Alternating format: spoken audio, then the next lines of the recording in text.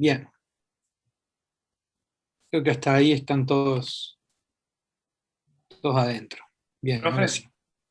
Sí, decime. antes de comenzar, ¿podría decirme cuándo es la fecha del parcial? Bien. ¿Vos me escribiste? ¿Puede ser? Sí, yo te escribí. Bien. Sí, no te contesté, no te había contestado porque justamente estaba charlando con eso con el profesor Castro, que es el coordinador de la cátedra. Eh, yo no les puedo decir oficialmente todavía, ¿sí? Pero todo apunta que va a ser después de las vacaciones. ¿De acuerdo? ¿Tanto Eh, práctico como teórico? sí, es un parcial que lleva todo. Ah, bien, bien, bien. En general, la parte teórica, principalmente se toma en las que les van habilitando y que tienen que tener varias aprobadas, digamos, para acceder a promoción y aprobación directa. En los parciales puede haber preguntas teóricas, pero están muy enfocadas en la parte práctica principalmente. Comprendo, Eh, profe.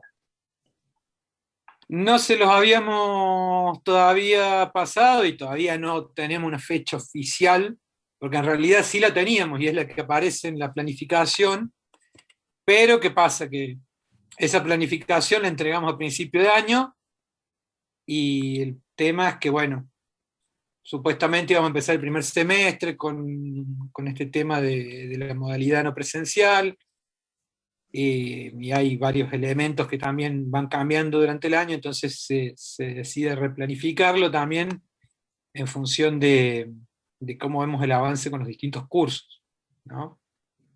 Así que, bueno, Comprendo, profe. Entonces, fecha en tentativa principio de de... lo que hemos estado hablando con el profe Castro era, digamos, la última semana de julio, que caería primeros días de agosto en realidad seguramente, o 7 creo que me dijo de agosto, pero esto es no oficial, o sea, les vamos a avisar oportunamente y digamos, de una manera concreta y específica, pero en principio de lo que se está hablando es ya tomarlo a principio del semestre que viene. Bien, gracias, profe. Bien, no vayan a bajar la guardia porque en general, digamos, es complicado y más volviendo de las vacaciones y todo eso, muchas veces es una materia larga, así que vayan llevándola al día igual, no la tiren al olvido este mes que queda, o sea, sigan estudiándola, llévenla al día porque seguimos viendo temas y entran todos los temas al parcial, entran todos los temas que aparecen en el programa, ¿de acuerdo?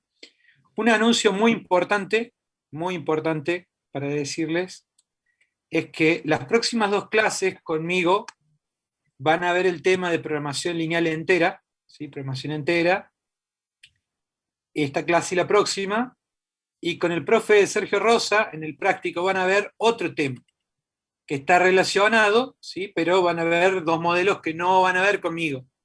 Nos vamos a repartir un poco los temas, cosa de que tengan posibilidad de ver la mayor cantidad de temas que cubre el programa, ¿sí?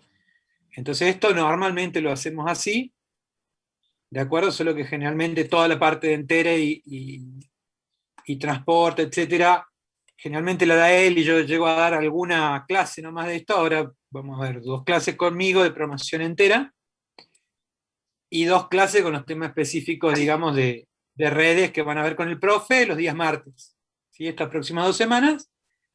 Y el resto del semestre vamos a estar practicando otro tema más, otra unidad más que falta, que es programación dinámica. Profe, una pregunta. Sí, El tema de las evaluaciones, estas teóricas, ¿nos van a avisar tiempo antes de que se habiliten? ¿Cómo funcionan? sí, Más ya o ha menos. ocurrido una y ya se les ha notificado a través del aula virtual, digamos. De hecho, el profe Castro mandó una notificación y yo mandé otra adicional, digamos, y en general es esa la notificación. Bien, gracias. Bien, este tema de la cantidad que hay en el año y cuántas tienen que tener para cada condición, digamos, de aprobación, etcétera, etcétera, está todo en la modalidad académica, así que revísela. No se repiten las evaluaciones, esto lo digo porque muchas veces a fin de año, de golpe sacaron una buena nota y se dan cuenta que están en condiciones capaces de promocionar o de aprobación directa, pero no llegan con estas actividades. Y bueno, es un problema porque estas actividades no tienen recuperación, o sea, se hacen varias y se les pide una cantidad mínima aprobada. Entonces, digamos, el recuperatorio que tienen más actividades que la cantidad que se piden mínima para tener ciertas condiciones, digamos. Entonces, eso es lo que tienen que asegurarse, tener esa cantidad. Profe, disculpe, le hago una pregunta. ¿Qué pasa Sí, si no hicimos el primero? no, no hay problema, hacer los otros. Bueno, Eh, gracias. Estaba bueno hacer el primero porque en realidad no tenía nota tampoco, pero sí te aseguraba de que estabas en condiciones de poder hacerlos. ¿Te das cuenta? Porque el problema que se han encontrado muchos en años anteriores es que dicen, ah, bueno, voy a hacer el trabajo este, o sea, el primero no lo hago, el segundo no lo hago, bueno, el tercero lo voy a hacer y cuando tratan de conectarse hay algún problema en la matriculación, qué sé yo, porque cambiaron de curso, por lo que sea, porque le hicieron el año pasado y no se habían rematriculado no sé, lo que sea. Pero de golpe quieren hacerlo y no pueden. ¿Sí? Entonces es como que esta primera actividad es también para asegurar que ustedes puedan acceder a todos esos elementos, porque son también los que les permiten acceder al parcial, por ejemplo. ¿De acuerdo? Entonces, intenten hacerlos porque, bueno, también les garantiza el hecho de poder tener, de que tienen todo el día, digamos, como para poder rendir después el parcial. Bien, gracias. Por ahí estaría bueno avisarlo en clases. Quizás los mensajes de autogestión o lo V no se revisan tan seguido. Y lo que pasa es que te digo que sí, yo en la medida de lo posible les voy a decir, lo que pasa es que a veces se activan después de que tuvimos clase. Y, y otro tema, y digamos, parte del objetivo es que lleven la materia al día con eso. Y el otro tema es que parte de las condiciones para el cursado es que tengan asociado al aula virtual un email, una dirección de correo que ustedes revisen periódicamente, eso lo dicen las condiciones, digamos. O sea, se asume que los mensajes que les manden por el aula virtual les llegan a un lugar donde ustedes sí leen. ¿De acuerdo? Capaz que entiendo que capaz que no es un mail, si tenés asociado solamente el mail de la institucional y no lo revisas mucho, bueno, por ahí capaz que te conviene asociarle el de algún otro que sí leas, digamos, o revisar más seguido ese o lo que sea, porque efectivamente, digamos, esa comunicación, como muchas otras, el único medio institucional que va a manejar la cátedra, y lo dice también la modalidad académica, es el aula virtual. ¿De acuerdo? O sea que cualquier comunicación oficial va a pasar por ahí.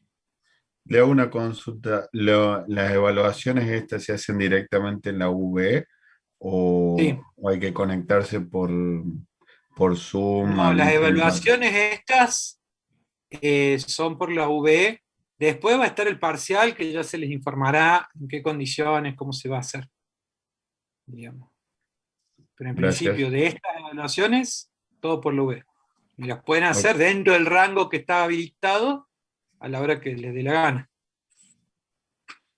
Ok, Profe, gracias. y considerando la virtualidad para los exámenes, ¿vamos a tener que hacer el examen en la hoja, escanearlo con el celu y subir el PDF? ¿O vamos a tener que ingresar un valor numérico y usted controla, digamos, el sistema lo controla Se automático? hacen, mirá, si te digo por el año pasado, se hacen las dos cosas juntas. Bien, gracias.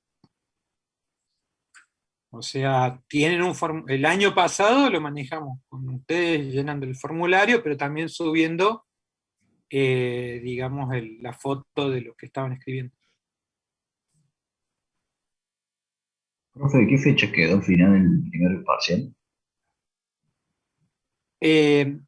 Todavía no está definido porque justamente esto lo vamos a ir adaptando en función de lo que veamos cómo avanza en este mes que queda.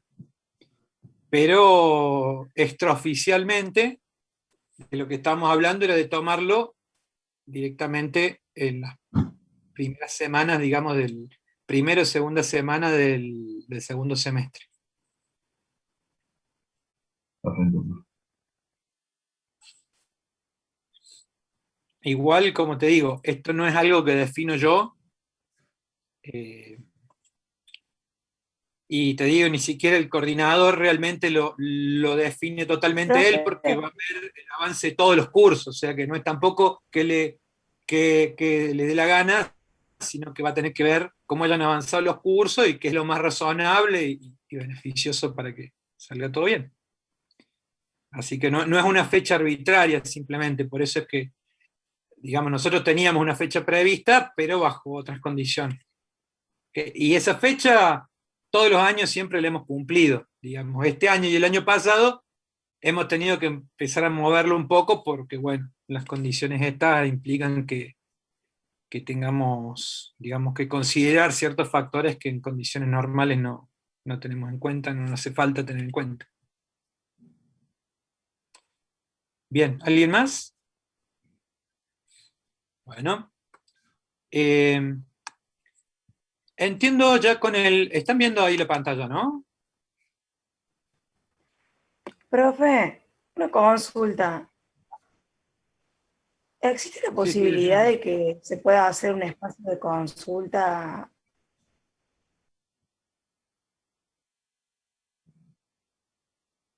No sé si terminaste la pregunta o se cortó acá porque dijiste lo del espacio de consulta. Me parece que Hola, hola. conectó directamente. Desconectado, profe, arranquemos, profe. Sí. Entonces, bueno, respecto al espacio de consulta, bueno, hablamos luego si se conecta de nuevo. Bien.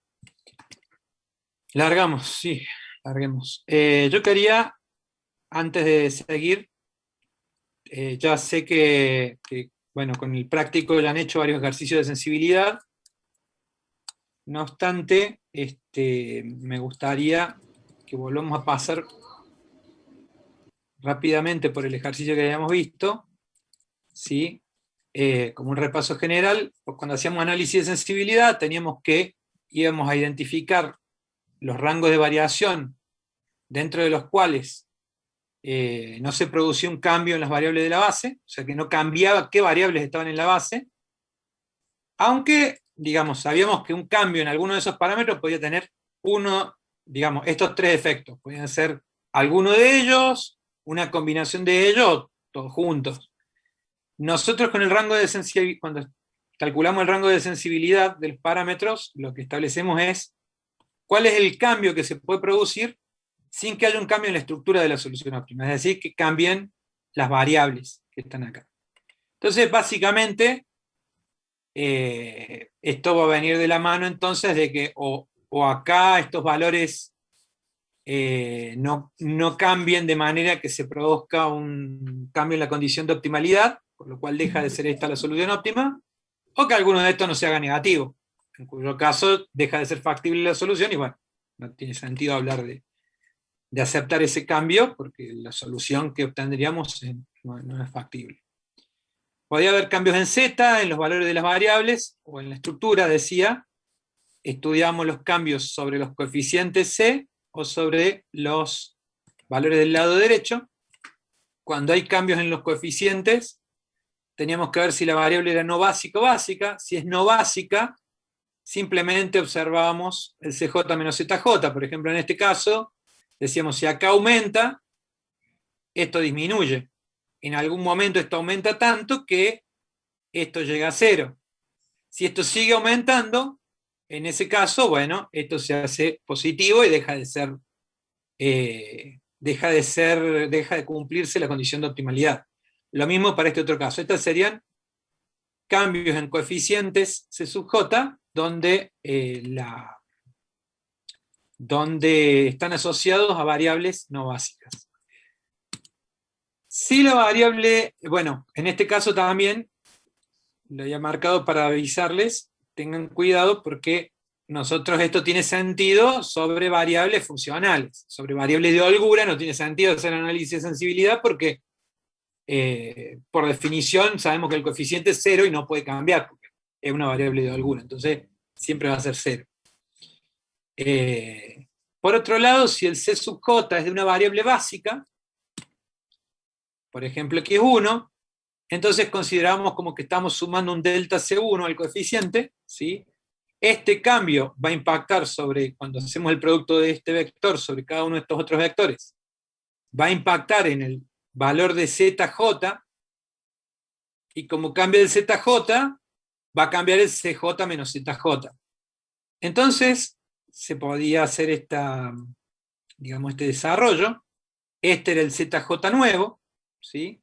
Que era simplemente el ZJ viejo más, por ejemplo acá está el 55, más el incremento por el lambda sub KJ, ¿sí? Por la tasa de sustitución correspondiente.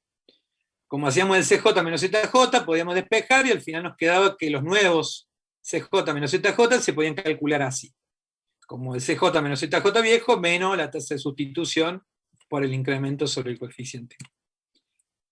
Entonces, para C1, planteamos para cada una de estas, ¿sí? Para cada una de las variables donde teníamos un CJ menos ZJ distinto de 0, ¿sí? Porque estas otras correspondían a variables que están en la base, ¿sí? Entonces, decíamos, no importa cómo varíe este delta C1, X1 ya está en la base, ¿sí? Igual S4, igual S6. Entonces miro en las variables no básicas, ¿sí? Y a partir de ahí hago el desarrollo. En este caso, por ejemplo, digo menos 15, o sea, esta era la fórmula, ¿no? Y tenía que asegurarme que el valor nuevo siga cumpliendo la condición de optimalidad. Entonces digo, el menos 15, que es el CJ menos ZJ de la columna 2, menos la tasa de sustitución que tenemos, que es 0,5, por el delta C1. Y a esto después lo desarrollo y despejo el delta C1. Entonces sé que ahora el delta C1 tiene que ser mayor o igual que menos 30. Lo mismo hago para la columna de X3 y lo mismo hago para la columna de C4. Como se dan estas tres al mismo tiempo, yo debería considerar cuál es el verdadero rango de variación.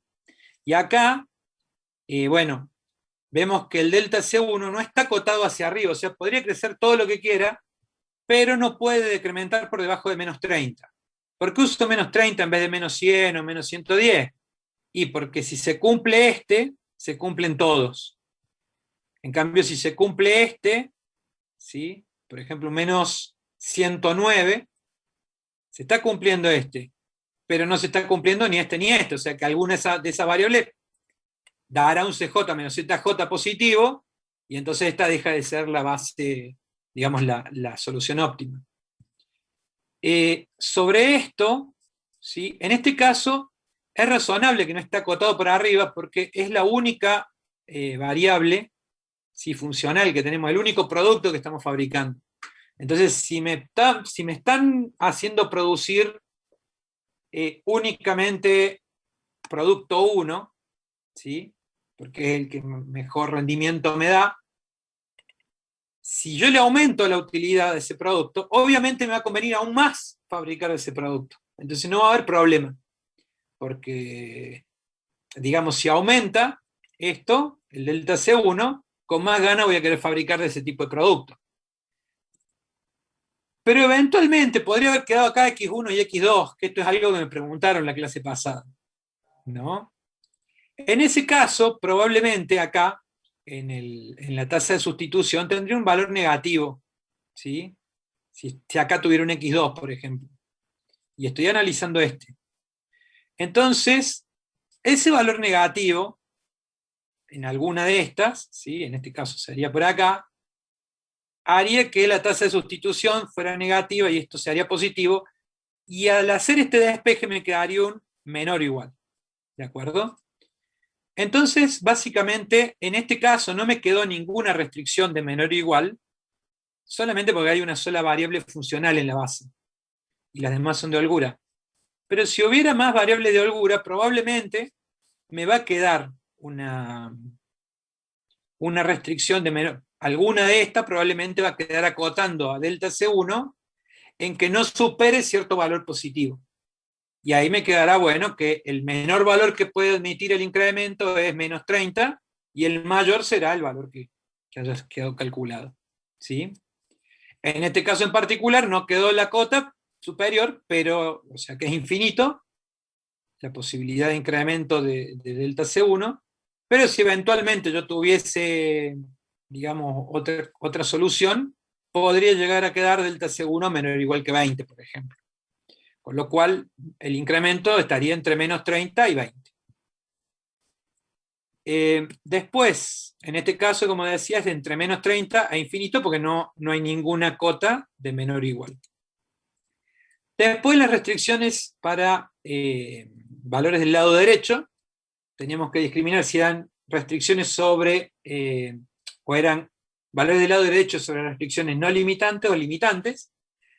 Las no limitantes son las que tienen holgura, es decir, que yo acá me encuentro que hay dos restricciones que son no limitantes, ¿sí? Y básicamente veíamos que la restricción se comía la holgura.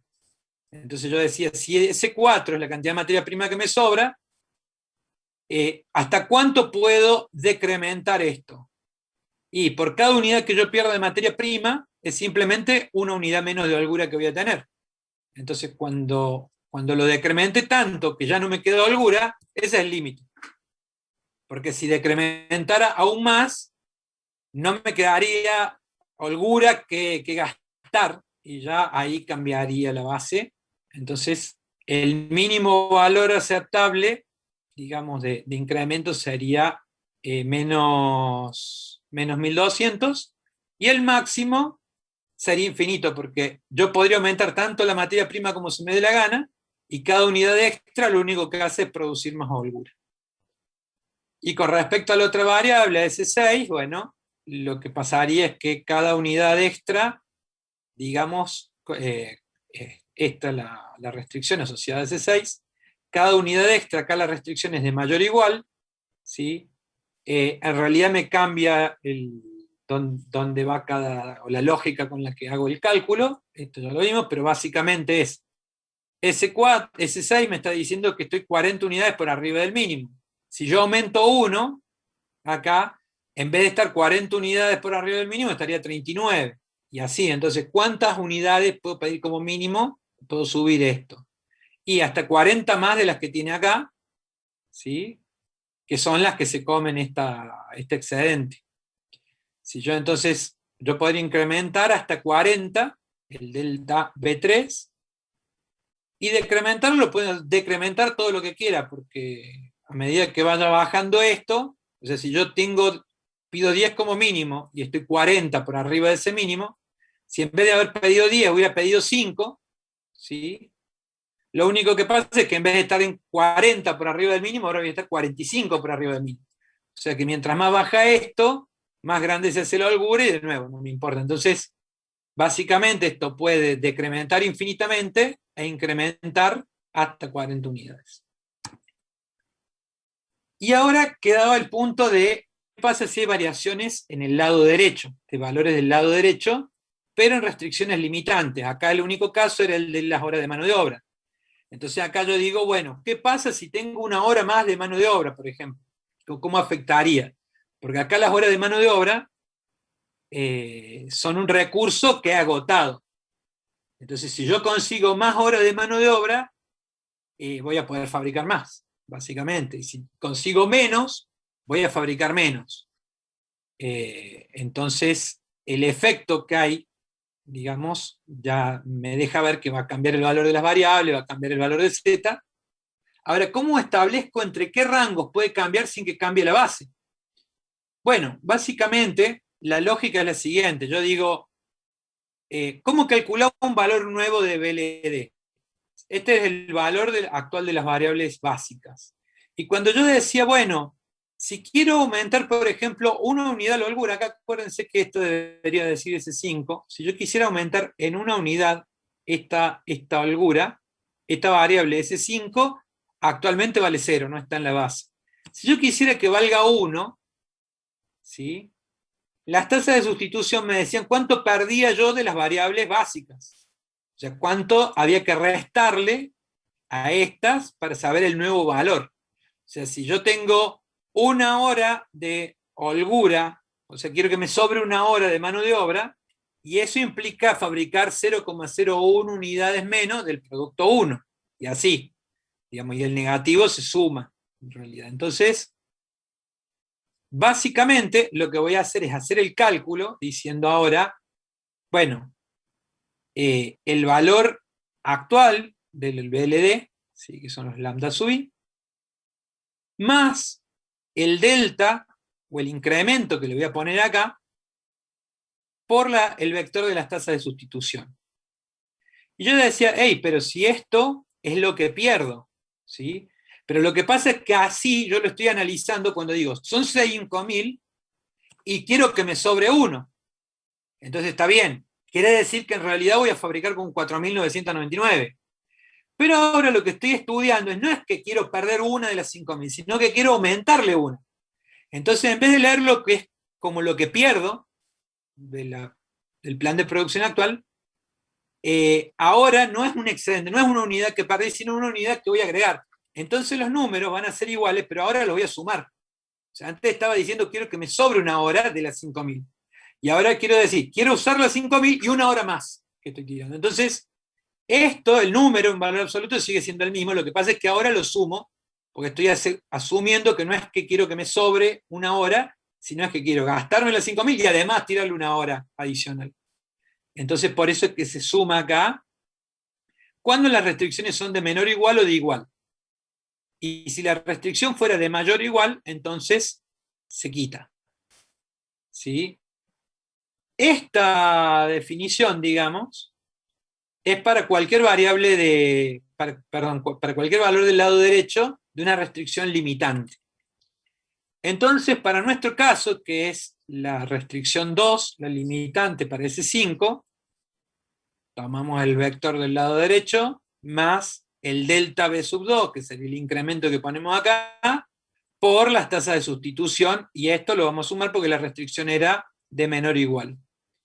Esto me está calculando el valor nuevo del BLD, y yo lo que tengo que asegurarme es que el valor nuevo del BLD sea mayor que el vector nulo, mayor o igual que el vector nulo, cosa de que ninguno de los valores de las variables vaya a dar negativo. Entonces esto me genera tres restricciones distintas, ¿sí? Esta, 1200 por delta BU, más delta B2 por menos 0,4, que me queda así. Este es el nuevo valor para ese 4, que debe ser mayor o igual que 0. Y lo mismo para las otras dos.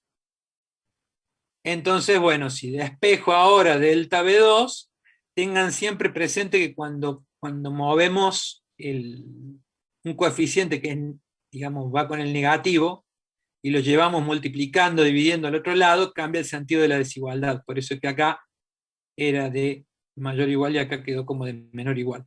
¿Sí? Y entonces me quedan estos rangos para delta B2, de los cuales, lógicamente, el más restrictivo, el que si se cumple para todas, es delta B2 menor o igual que 3.000 y delta B2 mayor o igual que menos 4.000. Bien, ¿quedó claro, chicos?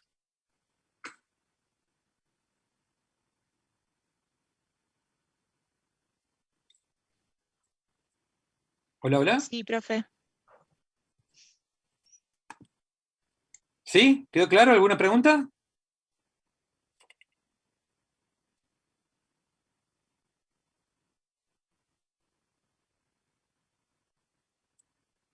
Bueno.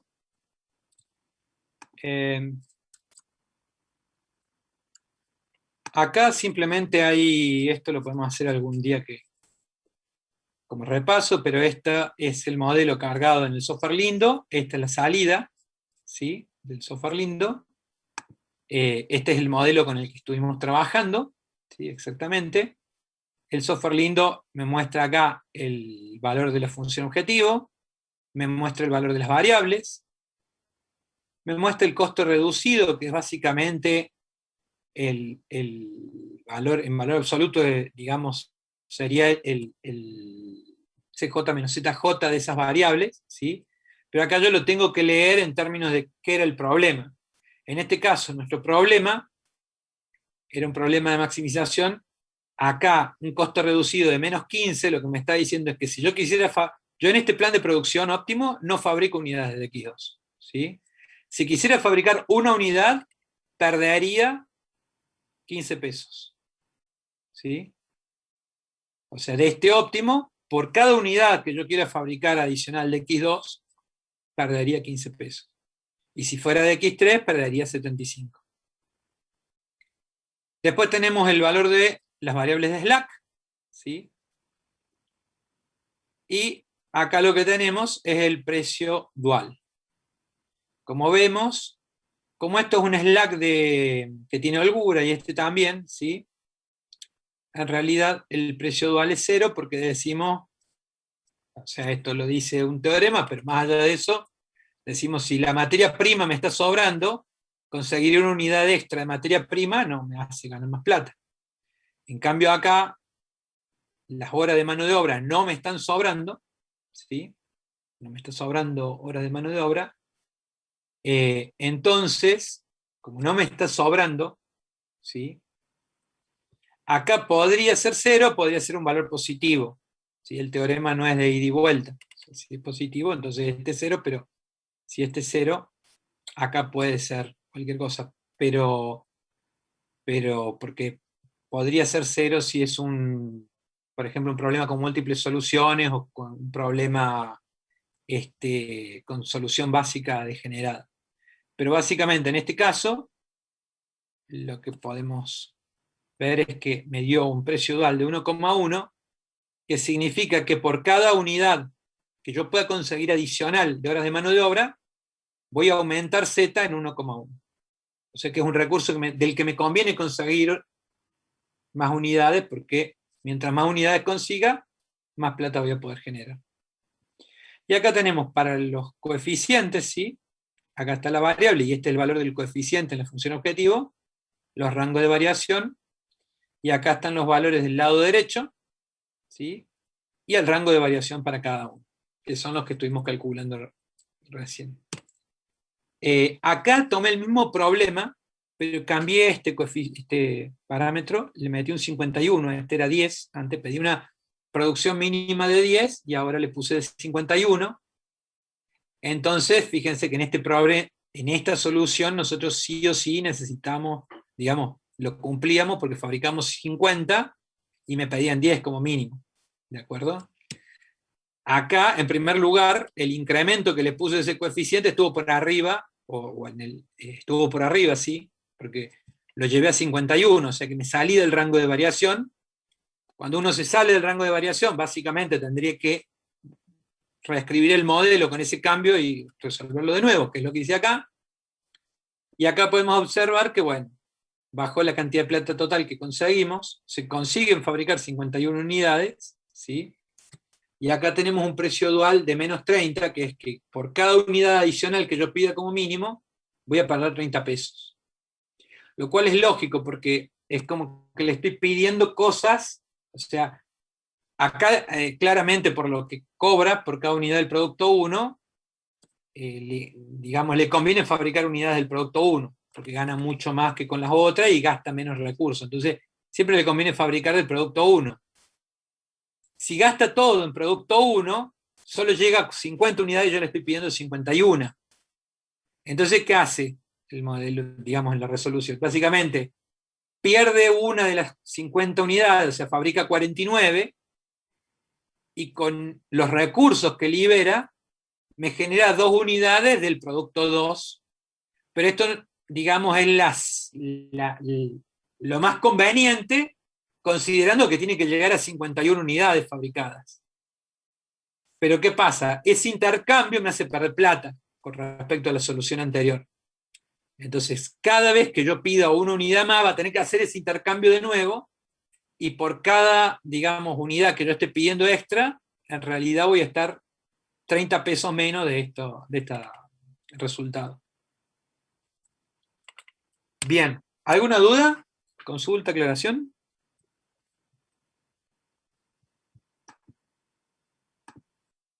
Chicos, No, profe. ¿me escuchan? Sí, profe, yo tengo una consulta. ¿Cuál era la Bueno. diferencia entre precio dual y precio sombra? Bien, el precio sombra es el que te da las variables del problema dual, en primer lugar. ¿Sí? Eso tenelo presente. El problema, cuando vos resuelves el programa dual, es el valor de las variables del programa dual, ese es el precio sombra. Ahora, más allá de esto, hay una diferencia muy importante entre el precio dual y el precio sombra. Y hay que tenerla presente porque distintos software te dan una cosa o la otra.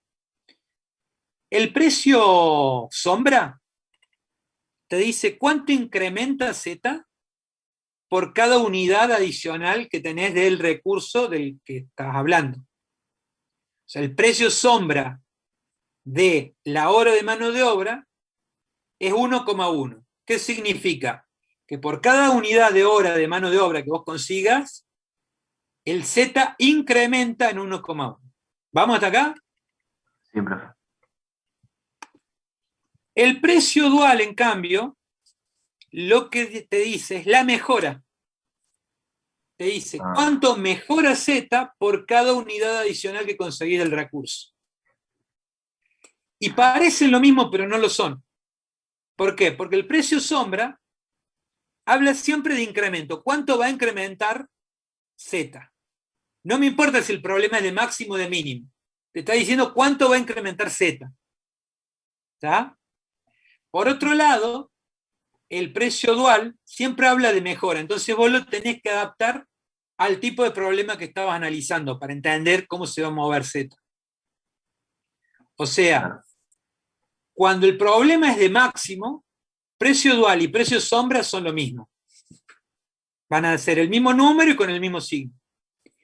Pero cuando el problema es de mínimo, cambia el signo en realidad. ¿Sí? ¿Por qué? Porque en el precio sombra te va a estar diciendo cuánto incrementa Z. ¿Sí? Y un precio sombra positivo, ¿qué significa? Que básicamente va a estar hablando de un costo más grande. ¿De acuerdo? Entonces, un precio sombra positivo es algo malo para un problema de mínimo. En cambio, un precio dual positivo, voy a decir, el problema es de mínimo y el precio dual es positivo. Quiere decir que en realidad me está bajando el costo. ¿Está? O sea, el precio dual ustedes lo tienen que leer en relación a qué tipo de problema es, si es de máximo o de mínimo. Y un valor positivo siempre está indicando que estás mejorando en el sentido de optimalidad. ¿De acuerdo? Y un valor negativo que estás yendo en el sentido contrario. En cambio, en el precio sombra es como más objetivo, porque vos siempre vas a estar hablando de que es cuánto incrementa Z. Entonces no lo tenés que estar, digamos, un precio dual positivo siempre es buena noticia, porque es mejora, está hablando en términos de mejora. Un precio dual positivo, si el problema es de máximo, indica que va a aumentar Z, y un precio dual positivo en un problema de mínimo significa que le va a tener que descontar eso a Z. ¿Sí? Pero el valor es positivo. En cambio, en un precio sombra es como más directo. Porque si es positivo es que se va a aumentar Z, y si es negativo es que va a bajar Z. Y alegrate o enojate vos leyendo si era de máximo o de mínimo el problema, pero el precio sombra es más directo, te dice cuánto va a incrementar. Nada más. Claro. Buenísimo. Buenísimo, gracias, profe. ¿Quedó claro? Sí, sí. Genial. No, está muy buena la pregunta. Che, bueno, entonces ahora vamos por este otro tema, programación lineal entera. Este ejemplo lo saqué del libro que estamos usando, de la profesora Claudia Cariñano y Catalina Alberto. Y largamos. Hasta ahora nosotros hemos estado trabajando con programas lineales y entre los supuestos que tenían que cumplirse estaba el de la divisibilidad, que era decir que nosotros podíamos asumir que las variables podían tomar valores fraccionarios.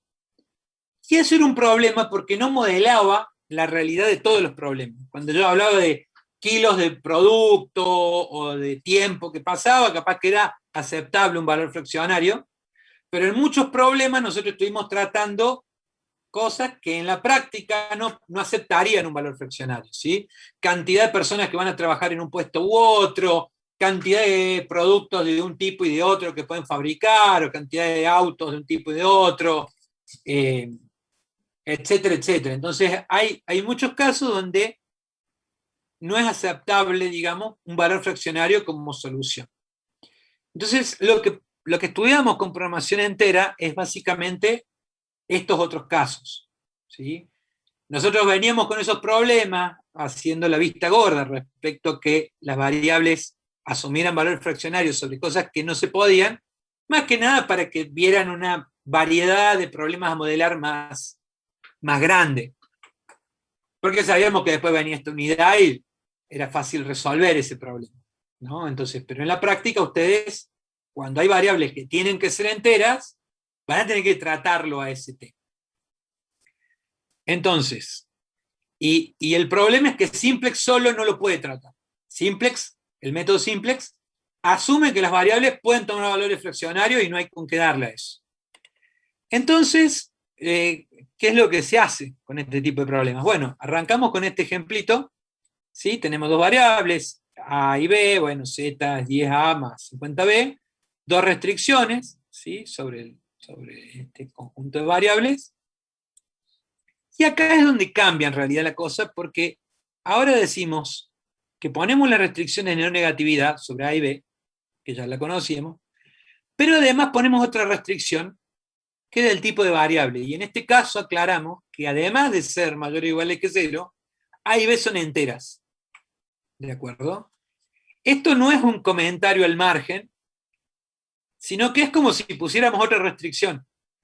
¿De acuerdo? Estamos avisando que A y B deben ser enteras. Y esto ya convierte el problema en un problema entero. ¿De acuerdo? Que deberá enfocarse de otra manera. Si ustedes usan un software como Lindo, es simplemente agregar una línea más indicando que las variables son enteras.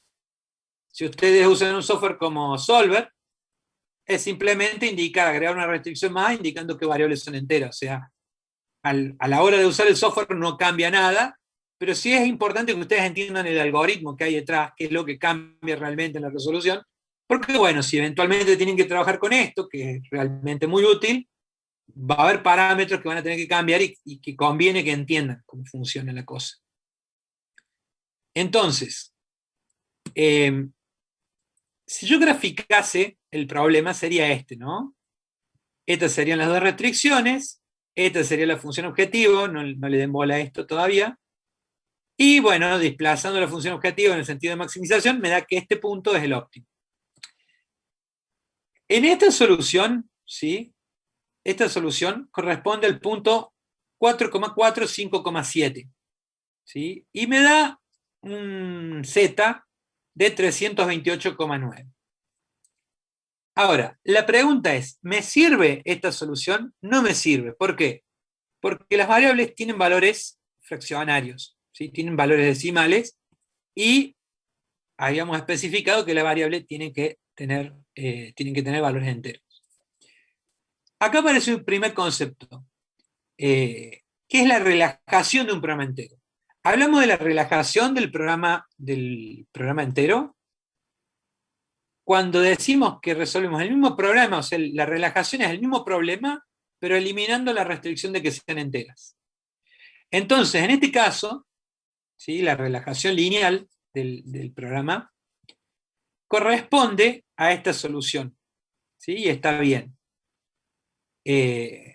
Pero esta es la relajación, no es realmente la solución que estamos buscando.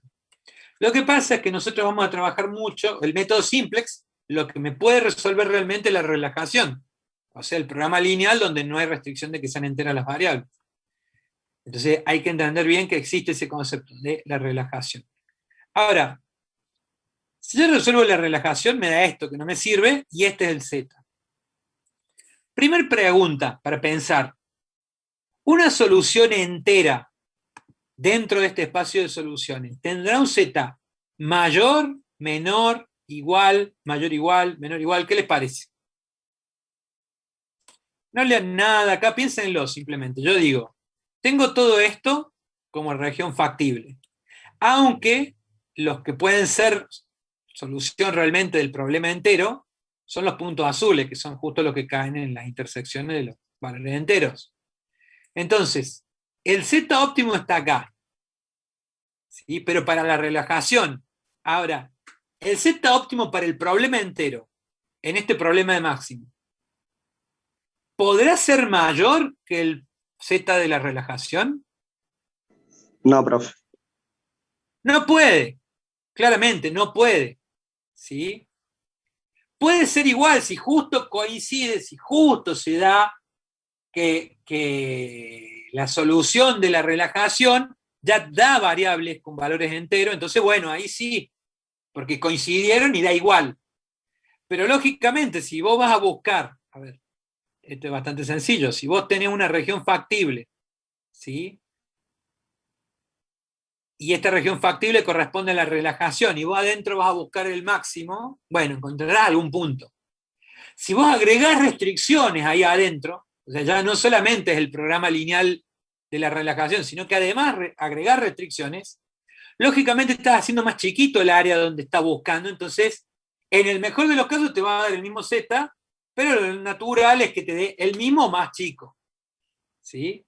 Si fuera de mínimo sería al revés, pero sigamos pensándolo como un problema de máximo, o sea, yo voy a buscar acá y voy a tratar de llevar la recta z lo más que pueda en la dirección de optimalidad. Lógicamente, si yo empiezo a poner más restricciones, es más difícil encontrar un mejor valor. O sea, no va a haber un mejor valor que el de la relajación. Bien. ¿Cuál es el tema? Si yo digo, bueno, redondeémoslo, encontramos esta solución, ¿sí? La 4,457, 4,4, 5,7, redondeémosla al más cercano, que es el siguiente caso. Entonces al 4,4 lo redondeamos a 4, al 5,7 lo redondeamos a 6. ¿Cuál es el problema? Que el punto 5,6 queda fuera de la región factible. ¿Sí? El punto 5,6 caería por ahí donde puse el cursor y está fuera de la región factible. O sea, si redondeo para arriba, eventualmente me puedo salir de la región factible. ¿Sí? Podría redondear para abajo.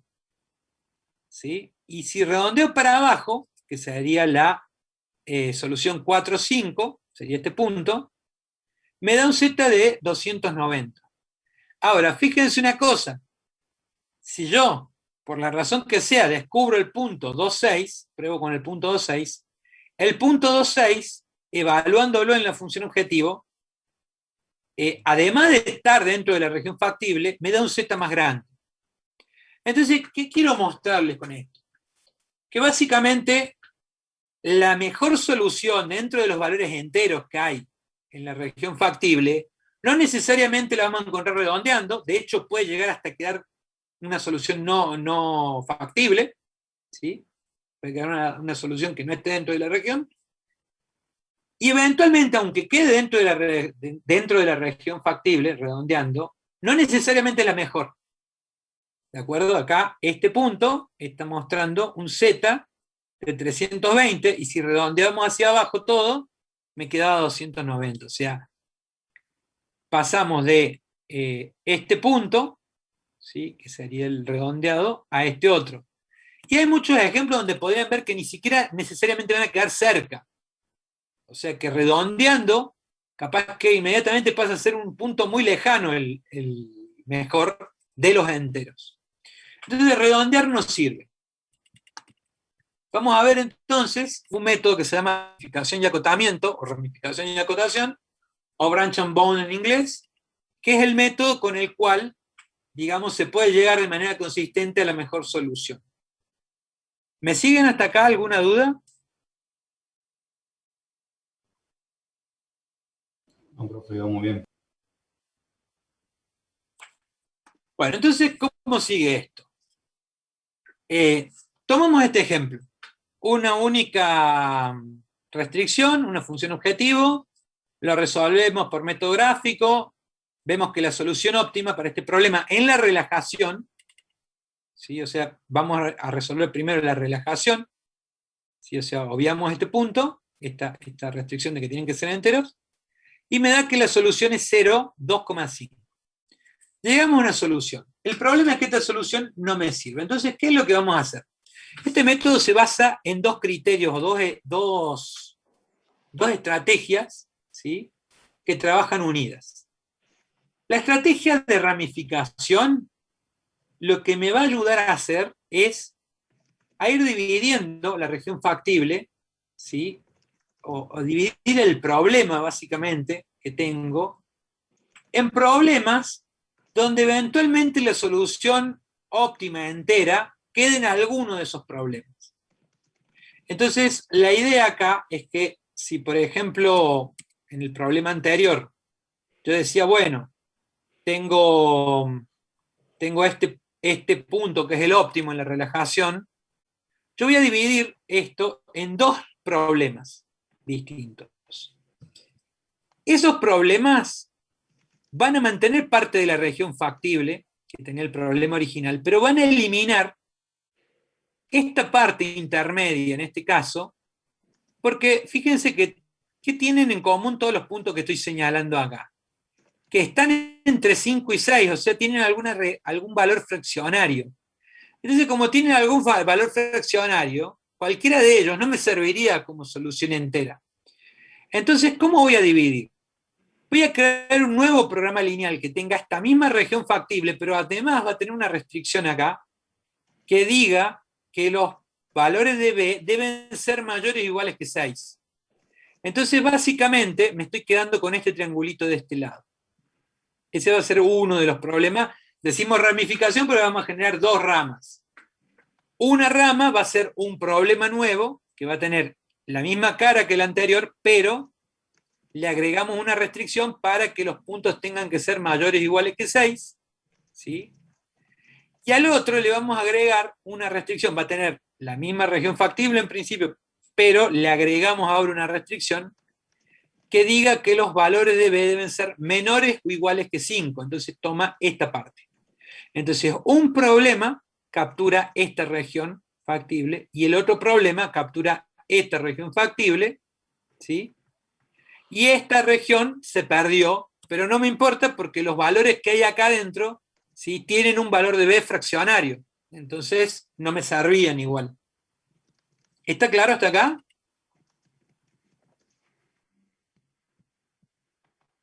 ¿Gente? ¿Hola? Sí, profe, está claro. Bien. Entonces, he creado dos problemas distintos y lo que voy a hacer ahora es buscar el óptimo para uno y buscar el óptimo para el otro.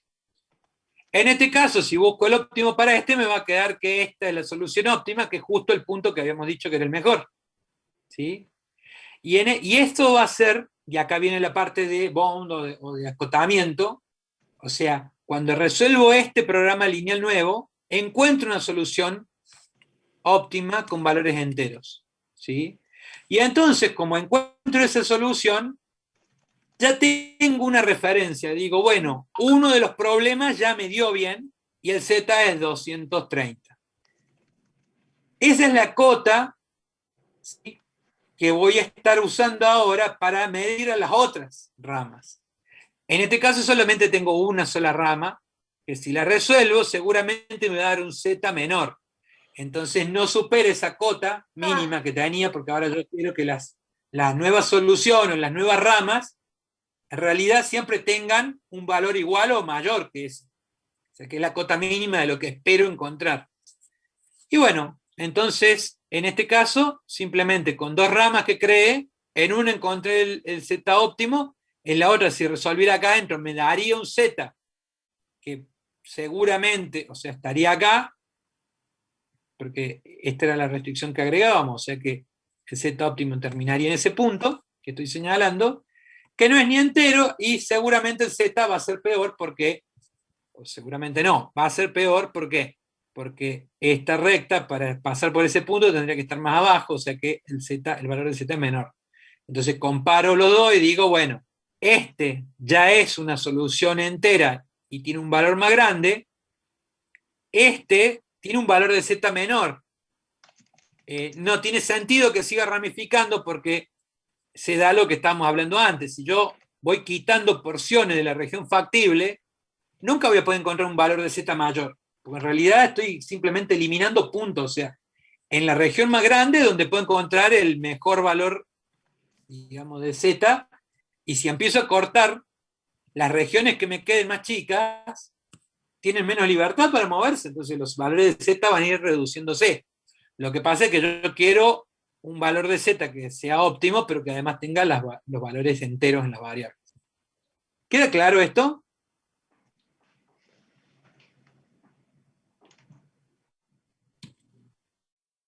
Bueno, entonces seguimos con este problema.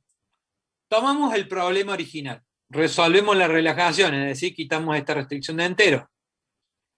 Cuando lo resolvimos encontramos con que este punto es el óptimo, pero no cumple con que las variables tengan valores enteros. Acá, ojo, la restricción de entero pesa sobre las variables, no sobre z. Z me puede dar valores con decimales, no me importa. El que no puede tener valores con decimales, digamos, son las variables, porque es a las variables a las que les puse la restricción de que sean enteras. En este caso x2 no es entera. Entonces, ¿qué voy a hacer? Lo que vamos a hacer es crear dos programas lineales nuevos. Entonces, del programa original generamos dos programas lineales distintos. De la región factible lo que vamos a agregar es un nuevo problema donde vamos a decir que además de la restricción original que generaba esta región, vamos a agregar una donde la variable x2 tenga que ser menor o igual que 2. ¿Sí? O sea, básicamente yo miro dónde cayó el valor decimal, en este caso 2,5, y digo, bueno, yo quiero la región donde los valores de esa variable sean menores que el entero anterior, y quiero un programa lineal donde los valores que pueda emitir esa variable sean del entero superior. Por eso es que digo, 2,5, 2,1, 2,9 no me sirven. Quiero esta misma región factible, pero donde los valores de la variable x2 sean menores que 2, menores o iguales que 2, mejor dicho, y eso es para uno de los problemas, me queda definida esta región factible, y para el otro, en este caso, digamos, justo se da que no hay región factible para este lado, porque esta restricción está por acá nomás, pero si, por ejemplo, el triángulo hubiera sido así, bueno, me hubiera definido esta otra región. Y entonces, para este caso, x2 tiene que ser mayor o igual que 3. Entonces, hago dos programas lineales nuevos. ¿Sí? Un programa lineal con la misma restricción de antes, la misma función objetivo, pero que además me corte en el entero inferior, el entero inmediato inferior, ¿sí? Y me deja esta región factible, que es este programa lineal, y otro programa lineal que tiene las mismas restricciones, la misma función objetivo, pero que me corta a la región factible en el entero superior. ¿Sí? Entonces me acepta para esa variable que me dio fraccionario valores mayores o iguales que el entero superior. ¿Queda claro?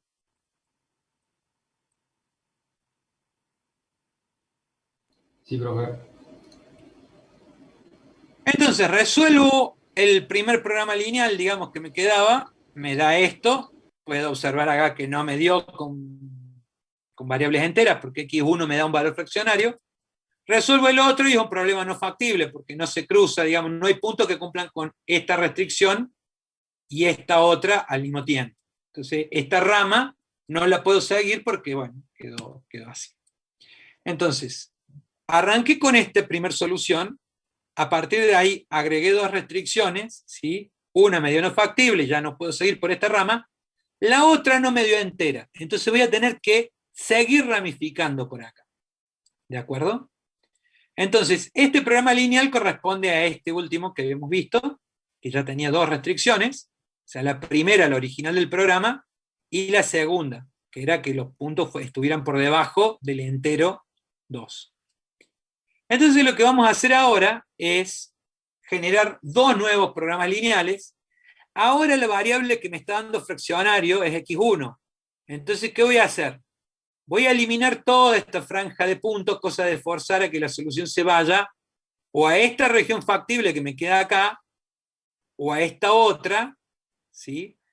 Pero lo importante es que estos valores que están entre 0 y 1 desaparezcan porque son fraccionarios. O sea, si están entre 0, si son mayores que 0 y menores que 1, son valores fraccionarios. Entonces quiero liquidar esta región factible.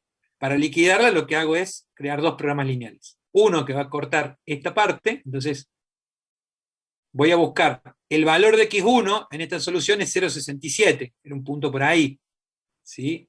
O sea, este valor en realidad es el óptimo. Entonces yo lo que digo es, bueno, cortame esta región buscando que x1 sea por lo menos el entero mayor, ¿sí? Y esto me va a generar un programa lineal que tiene la restricción original, la siguiente que agregamos, y otra más, que es que x1 sea mayor o igual que 1. Esto es un programa lineal, y este otro es otro programa lineal, que es este programa lineal más la restricción de que x1 sea menor o igual que el entero anterior. El entero anterior a 0,67 es 0. Entonces es esta región. ¿De acuerdo? Entonces ahí me quedan los dos programas lineales, ¿ven? O sea, mantienen la restricción original, la que habíamos agregado, sobre x2, y ahora agregamos otra que es la que opera sobre x1. En una de las ramas que sea mayor o igual que el entero superior, ¿sí? O sea, que 1, y en otra de las ramas que sea menor o igual que el entero anterior, que es 0. Profe. Estoy hablando de 0,60. Sí, decime. Pero ahí en ese caso X1 no podría ser negativo, ¿no? Nunca Ahí puede dice ser X1, negativo, no. por eso ahí dice X1 menor o igual a 0. No encontraría una Sí. solución. O nada que ver. El igual a 0, menor o igual que 0. Menor o igual que 0. Menor o igual que 0. No hay menores que 0, admitido porque la restricción de no negatividad, pero sí 0 es admitido. Entonces todos los valores de donde x1 valen 0 son los que están sobre esta recta. Apenas x1 empieza a valer un cachito, se va para este lado. Claro, es como Entonces, poner X1 igual a están 0. sobre la recta es x1 igual a 0. Y eso sí están cumpliendo con esta restricción.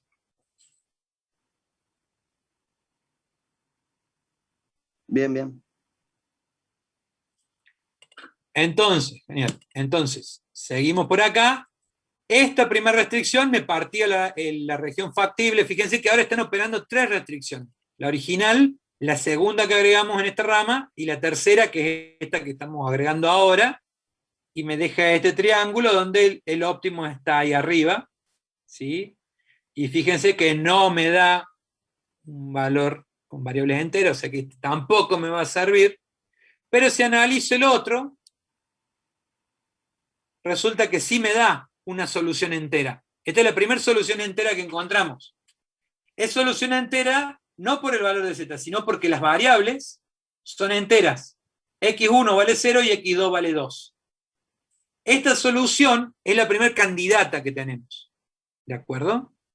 Es la primera solución candidata. ¿Por qué?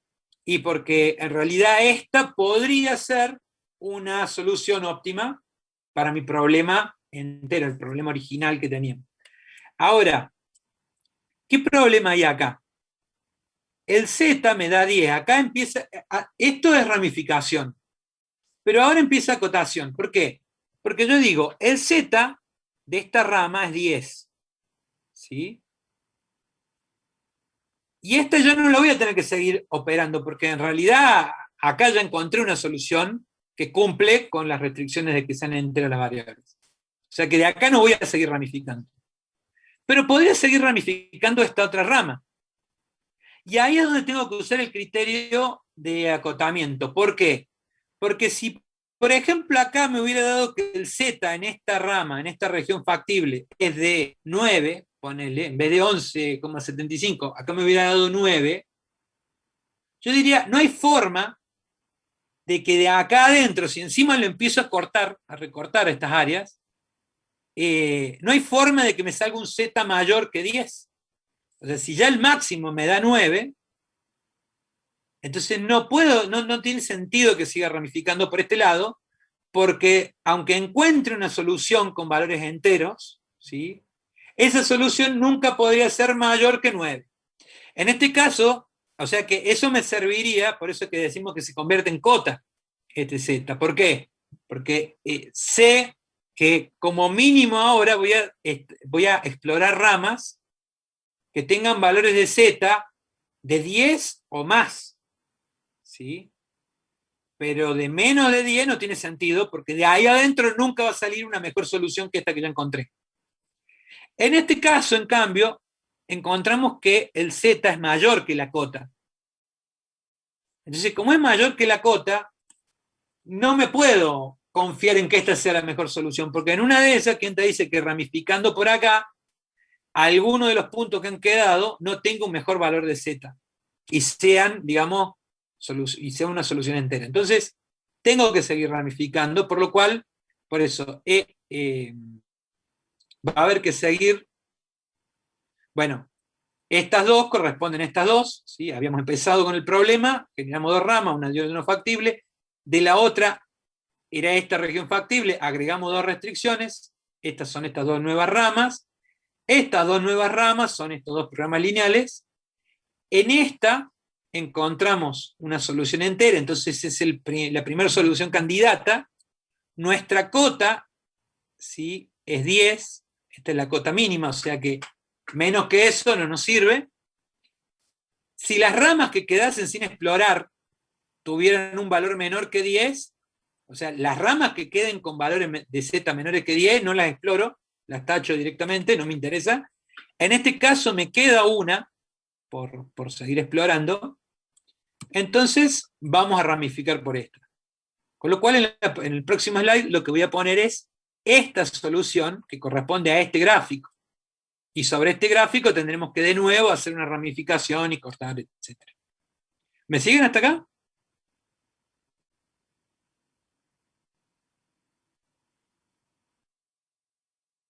Me da miedo. ¿Está claro o...? Sí, profe. Sí, profe, sí. Bien, entonces, a ver, esto es el slide donde estábamos antes. El programa lineal este era la restricción original, la primera que metimos acá en esta ramificación, este x2 menor o igual que 2, y la siguiente fue esta de x1 mayor o igual que 1. O sea, esta de acá. Sobre esta rama, o sea, sobre este nodo vamos a volver a ramificar, es decir, que esta es la región factible que vamos a analizar ahora, con el programa lineal tal como habíamos llegado hasta acá, la restricción original y las dos adicionales. Y ahora lo que vamos a decir es, bueno, acá x1 vale 1, está perfecto, x2 vale 1,75. Esta es la que, esta variable x2 es la que tiene un valor problemático, porque no es entero.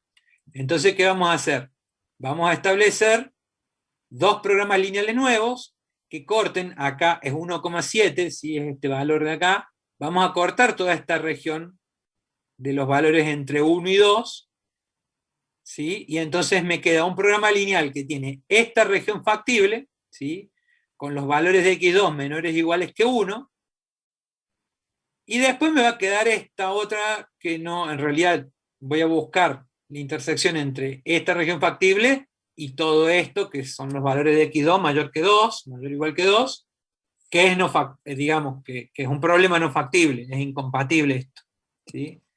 Entonces, el primer programa lineal es esto mismo, pero agregando la restricción de que x2 debe ser menor o igual que 1, y el segundo programa lineal es el mismo programa lineal de antes, pero agregándole la restricción de que x2 tiene que ser mayor o igual que 2. ¿Sí? O sea, le estamos agregando que cumpla con esta regla.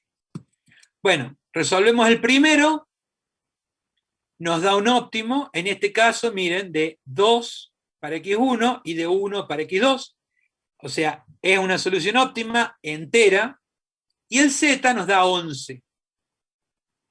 ¿De acuerdo? Nosotros habíamos encontrado la solución candidata entera anterior, tenía un z de 10. Entonces, este deja de ser el candidato, digamos, la solución candidata, y pasa a ser esta otra, que estaría colgada acá, ¿no? Pasa a ser esta otra, la mejor solución que hemos encontrado hasta el momento. Porque tiene un z más grande en este caso. ¿Sí? Cuando resolvemos este otro, lógicamente, es incompatible porque estamos pidiendo que esté dentro de esta región y que al mismo tiempo esté dentro de esta región. No hay ningún punto que cumpla con eso. Este problema es no factible. Entonces, bueno, ahí hemos terminado de explorar todas las posibilidades, y la solución candidata que hemos encontrado, la mejor de todas las que hemos encontrado, es esta última, que corresponde a x1 igual a 2 y x2 igual a 1. ¿Sí? Fíjense que esta solución está bastante lejos de la solución del problema lineal relajado, que es el que habíamos resuelto primero. O sea, si hubiéramos tomado este valor y simplemente redondeamos a x2, hubiéramos obtenido un z mucho peor que el que hemos obtenido de esta manera. ¿Sí? De hecho, si yo a esto lo redondeo, me queda 0,2, entonces me quedaría un 10 como z para esta solución, ¿sí? Redondeada, y sin embargo en esta me da 11. Esto obviamente parece una diferencia chiquita de una unidad, pero en un problema grande es una diferencia enorme. ¿Sí? Y ni hablar de que pueden aparecer realmente muy lejos la solución óptima entera de la solución del problema relajado redondeada. Entonces, bueno, con este algoritmo conseguimos llegar finalmente a la solución óptima entera. ¿Alguna duda, chicos? No, profe. No, profe. Bueno, un tema a tener en cuenta es que, por ejemplo, en este problema, una de las variables nomás me dio, en cada iteración en realidad me encontré, cada problema, me encontré con que una sola variable me daba con valor fraccionario. Podría pasarles que eventualmente en alguna solución, por ejemplo acá me dé 0,67 y 0,93, perdón, 2,93 en x2. Entonces los dos son fraccionarios, ¿cuál de los dos elijo? Porque cuando ramifican siempre igual. Eligen una única variable y sobre esa agregan estas dos restricciones. Entonces, si las dos variables o varias variables le dan fraccionario, eligen alguna de ellas. No hay una regla directa que asegure un mejor resultado, pero la heurística que se recomienda siempre es tomar aquella variable que esté más cerca de 0,5 en su parte fraccionaria.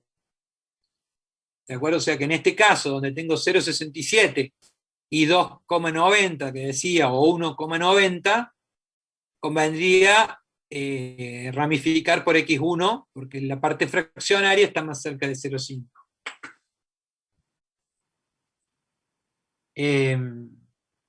Bien.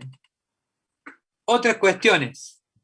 Acá, por ejemplo, este dio no factible, pero podría haber dado algún resultado factible, ponerle que justo se daba la región factible de manera que fuera factible este también. Entonces yo tendría, al resolver este y al resolver este, podría haber tenido 4 ramas. 2 por este, porque me dio fraccionario acá, así que se tenían que explorar 2 ramas, y en este ponerle que también me daban una solución donde podía ramificar por 2. Digamos, con una variable con valor fraccionario, entonces tenía que también acá explorar 2 ramas distintas. Entonces acá, cuando se va abriendo, y esto se puede abrir un montón porque este problema es muy chiquito, igual digamos que nunca les vamos a dar un problema grande para que estén iterando con esto, pero para que ustedes entiendan, sí les quiero dejar claro que si acá se abrieran más ramas, en realidad la lógica que voy a seguir es siempre ir explorando aquellas ramas donde el Z me había dado más grande. O sea, si acá el Z, por ejemplo, me hubiera dado, ponerle que acá, en este problema, esta me daba una solución con valores fraccionarios y un Z de 5. ¿Cómo hubiera seguido explorando yo? Bueno, hubiera seguido por acá porque el Z es más grande, o sea, tenía para ramificar por acá y para ramificar por acá. Suspendo esto, lo dejo pendiente y sigo ramificando por acá. Como acá me da 10, esta es cota, y entonces ya sé que de esta rama no vale la pena seguir analizando. ¿Por qué? Porque esta rama tiene un 5 como Z, entonces de los problemas subsiguientes van a salir, digamos, soluciones que me den un Z de 5 o menos. Y si acá ya conseguí una solución entera con valor de 10, de acá no va a salir algo mejor. Entonces, ahí es donde me sirve un montón esto del acotamiento, porque va eliminando ramas enteras, y eliminar una rama puede significar eliminar un montón de exploraciones. Y tengan en cuenta que cada uno de estos nodos fue un programa lineal que se tuvo que resolver con simples, o sea, computacionalmente muy costoso esto. ¿Quedó claro, chicos? ¿Alguna duda? Sí, profe, quedó claro. Y esto, ¿por qué es importante entender todos estos conceptos? Porque los problemas enteros, ya lo van a ver en la clase con el profe Rosa, van a haber problemas de logística y asignación muy interesantes, ¿sí? Muy utilizados. ¿Y qué pasa? Que cuando ustedes trabajan con ese tipo de problemas, normalmente las variables tienen que ser enteras, ¿sí? Es muy grande la cantidad de problemas con variables enteras. Entonces lo que termina ocurriendo es que finalmente ustedes, aunque no resuelvan simplex porque usen algún software, van a tener que trabajar con programación lineal entera, definiendo que estas variables tienen que ser enteras. Cuando todas las variables son enteras, se dice que el problema es entero. Cuando hay variables enteras y variables continuas, se dice que el problema es mixto, ¿sí? Esos problemas son muy comunes. Vamos a trabajar la clase que viene con varios de esos, para que vean un montón de cosas nuevas, digamos, de problemas nuevos que van a poder modelar con esto. Y que son muy realistas, digamos, van a poder cruzárselos en la realidad, digamos, principalmente muchos en la parte de logística. Entonces, ¿qué pasa? Lo primero que se encuentran cuando tienen que resolver esto es que se demora más el software en resolverlo. ¿Por qué se demora más? Porque está haciendo esto. Y cada nodo es generar, digamos, solucionarlo y después generar problemas nuevos y solucionar esos problemas nuevos y generar problemas nuevos y solucionar esos problemas nuevos. Entonces, en primer lugar, computacionalmente siempre tarda más. Digamos, es más costoso esto, digamos, en términos de tiempo, de procesamiento.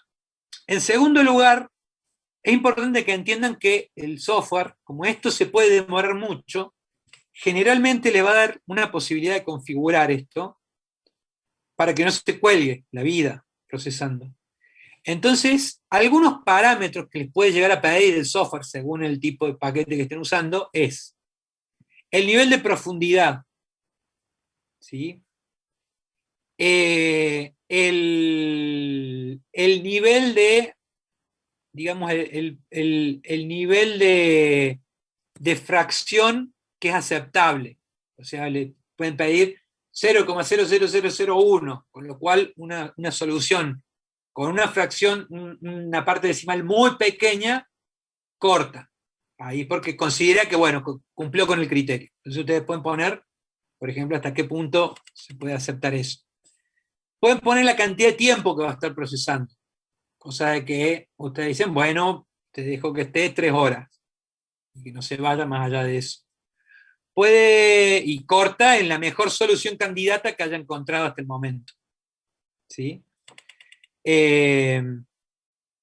Pueden poner el porcentaje. Por ejemplo, yo encontré acá 10, y acá podía seguir porque no sabía si en esta rama iba a encontrar un mejor Z, ¿no? O sea, una solución entera con mejor Z. Pero, como el valor de Z acá es mayor, tenía sentido intentarlo, porque eventualmente podía aparecer, cosa que ocurrió. Hay software donde yo le puedo poner, bueno, un porcentaje de optimización en las ramas que queden sin explorar. Entonces, por ejemplo, yo puedo decir, bueno, ponele yo quiero que corte cuando en las ramas no pueda mejorar más del 20%. Entonces, ¿qué significa? Que si yo encontré una solución candidata acá, en las ramas que me queden sin explorar, yo debería poder conseguir, como mínimo, debería estar la posibilidad de conseguir arriba del 20% de esto, o sea, un 12%. Cuando yo miro esta rama, digo, puede ser que acá haya algo mejor explorando esta rama, y acá cortó acá, pero podría haber seguido explorando. Digamos, acá como cortó porque tenemos una solución entera, pero si me hubiera dado fraccionaria, hubiera tenido que seguir explorando. Entonces no sé cuánto va a seguir esto. Y la idea es que si acá me dio 10 y yo puse que corte si no hay una mejora del 20% posible, entonces una mejora sobre este 10 sería conseguir un Z de 12. Y por esta rama no lo podría conseguir, porque en el mejor de los casos, no sé en qué nodo, pero eventualmente lo mejor que podría obtener, bajando por acá, es un 11,75 que no llega a ese 20% mejor. Entonces, el software hubiera cortado acá, porque sabe que en la otra rama no va a aparecer algo mejor que el 20% de lo que tengo acá. Entonces, esos son criterios para que, bueno, vaya explorando, pero no se haga todo el árbol completo con todas las posibilidades, porque eventualmente puede haber muchas variables y esto se puede hacer gigantesco. Van a tomar más conciencia de todas las variables que se pueden manejar cuando empecemos a resolver problemas ahora en las próximas clases. Bien, ¿alguna duda, chicos? Consulta, aclaración.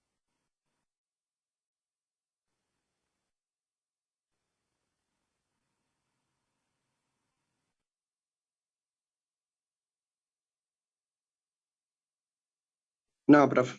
Hola, hola. No, profe. Bueno, con esto ya cortamos lo que es el algoritmo de ramificación y acotamiento. ¿Sí? Un ejemplo de problemas ahora. No nos vamos a ir mucho más, chicos, pero me gustaría que empezáramos a plantear esto, como para que se vayan con una idea de qué es lo que queremos lograr. Yo agrego ahora el concepto de variables binarias. La variable binaria es un tipo de variable entera, ¿sí? Pero que solo puede valer 0 o 1. Entonces, una variable, sí, pero ¿qué tiene? Que solamente puede valer 0 o 1. Este tipo de variables binarias son extremadamente útiles porque me pueden ayudar a modelar ciertas cosas que son, digamos, reales, que suelen aparecer en los problemas y que, bueno, tienen entonces una utilidad muy grande porque me permiten extender la cantidad de problemas que puedo resolver. Voy a empezar con este, no nos vamos a ir más de 5 minutitos, pero quiero que lo empecemos a ver.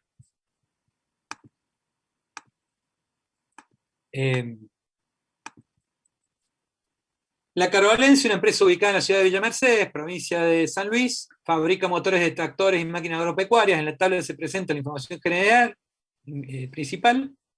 Tenemos 6 modelos, tenemos diferentes tipos de características, ¿sí? Fabricación, ajuste, potencia, utilidad. Se debe maximizar la utilidad teniendo en cuenta que se dispone de una capacidad de producción de 5.000 horas de fabricación y 3.000 horas de ajuste. Entonces, básicamente, en este problema, lógicamente, vamos a tener X sub I, que es la cantidad de unidades de motores de tipo y a fabricar el periodo, ¿sí? Donde I puede variar en 1 hasta 6. La función objetivo, queremos maximizar la utilidad, sabemos que ganamos 100 por cada unidad del producto 1, 200 por cada unidad del producto 2, 150 por cada unidad del producto 3, 120 por cada unidad del producto 4, 210 por cada unidad del producto 5, me preguntan si les queda alguna duda de esto, y 260 por cada unidad del producto 6. Sujeta A. Y acá nos decían, bueno, 5.000, se dispone de una capacidad de producción de 5.000 horas. Esto es la fabricación, es la cantidad de... Esto me está diciendo cuántas horas le tengo que dedicar, entonces 30 por x1, más 50 por x2, más 70 por x3, más 20 por x4, más 40 por x5, más 50 por x6. Esta es la cantidad total de horas de fabricación, y no me debo pasar de las 5.000 que tengo disponibles, y después de ajuste 20 por x1, más 10 por x2, más 30 por x3, más 20 por x4, más 20 por x5, más 30 por x6, y esto es menor o igual que las 3.000 horas de ajuste, que hasta ahí es fácil el problema. Y acá aparece, no vamos a hacer todo como les digo, pero quiero que arranquemos, como para que se empiecen a llevar una idea de las variables binarias. Así es más fácil la clase que viene. Si se desea fabricar unidades de modelo 1, deben realizarse lotes de no más de 100.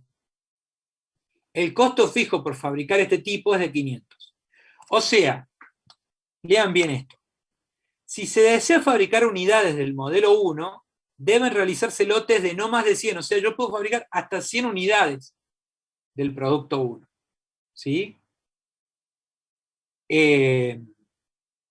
Si es que se fabrica, entonces tengo un costo fijo, que es de 100. El problema que tengo acá es que todo esto siempre es proporcional. Había un supuesto que era de proporcionalidad. Entonces yo digo, para el producto 1, cada unidad le gano esto, yo ahora le tengo que descontar el costo, que es de 500. Pero ¿por quién lo multiplico ese 500?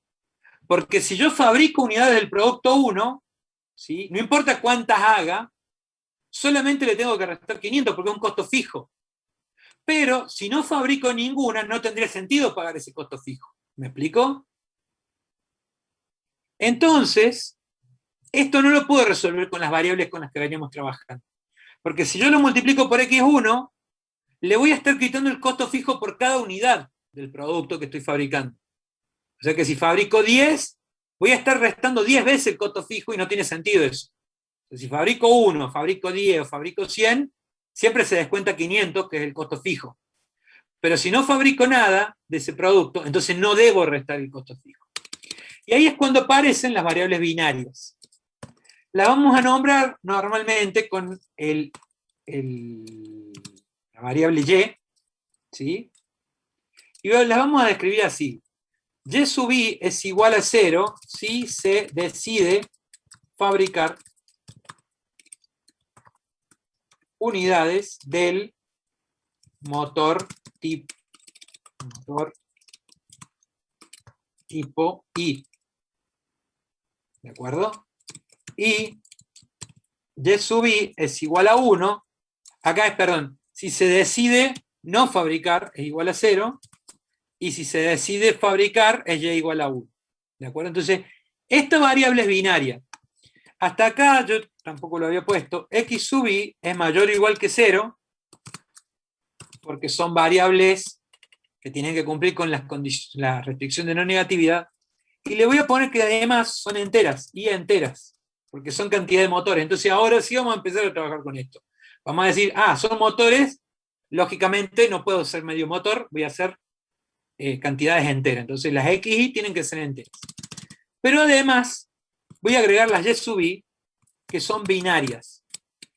Esto en los paquetes de software también lo pueden identificar así. Pueden decir tal y tal variable son binarias, entonces solamente pueden valer 0 y 1. Es un tipo especial de variable entera. Y ahora, ¿cómo manejo esto? Voy a multiplicar por Y1 a este 500. Entonces la variable Y1 representa la decisión de si voy a fabricar o no unidades del producto 1. ¿Sí? Acá, bueno, lo puse I para indicar que puede ser para cualquiera de estas, porque me estoy adelantando, pero en realidad hasta ahora el problema hablaba de únicamente el producto 1. Así que lo voy a poner así, porque no vamos a ir mucho más allá, pero, o sea, Y1 es igual a 0 si no fabrico unidades del tipo 1. Y es igual a 1 si decido fabricar. Y si decido fabricar no importa cuántas son. Es que decidí fabricar de ese tipo. Entonces, ahora le resto el costo, pero multiplicado por la decisión de fabricar. ¿Está claro hasta acá? Sí. ¿Chicos?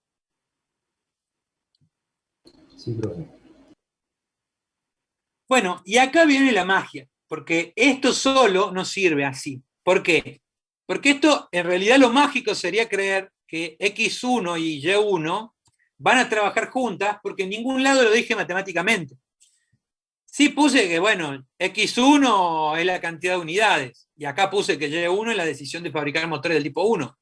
Pero matemáticamente no existe esa asociación. ¿Sí? O sea, acá podría haber puesto cualquier cosa. ¿Sí? En realidad, no es el hecho de que yo diga que va a ser asociado al tipo 1 esta variable lo que la asocia. Tiene que haber una asociación matemática. Y esa asociación se hace de esta manera. La cantidad